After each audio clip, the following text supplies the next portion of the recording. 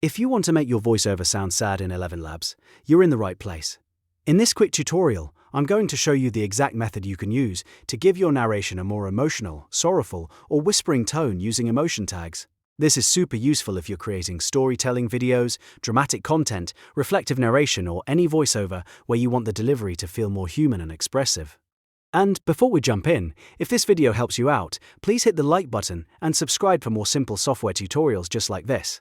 Alright, let's get started. First, open ElevenLabs and go to the text-to-speech area, where you normally enter your script. This is the main place where you'll create your voiceover. Now, before the line you want to sound sad, you need to add an emotion tag in square brackets. For example, you can use tags like, or. These tags tell the AI to shift the tone of the voice and read the following text with that emotional style. The key thing to remember is that the tag should go directly before the sentence or phrase you want affected. So, if you want one part of your script to sound emotional, place the tag right before that section only. For example, you could write, "I still hear the echo in the distance." The idea is to guide the voice so it matches the feeling you want in your content. If the whole script should sound sad, you can place the tag before the first line and keep that tone throughout the section. If only certain parts need emotion, then use the tag only where you want the change to happen.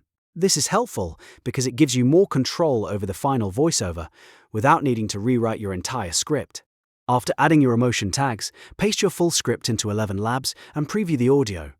Listen closely to see whether the tone feels soft, emotional, or sad enough for your project.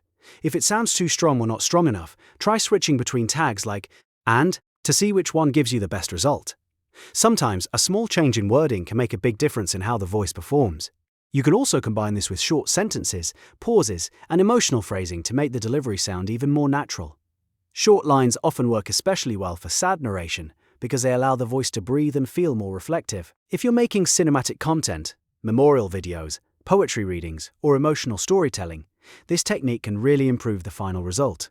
The more you experiment with placement and wording, the easier it becomes to shape the style you want. So the simple formula is this: add your emotion tag in square brackets, place it right before the text, and then test the output in ElevenLabs until it matches the mood you're aiming for. That's the fastest way to make your voiceover sound sad using ElevenLabs. If this tutorial helped, don't forget to like the video, subscribe to the channel, and turn on notifications so you don't miss the next one. Thanks for watching, and I'll see you in the next tutorial.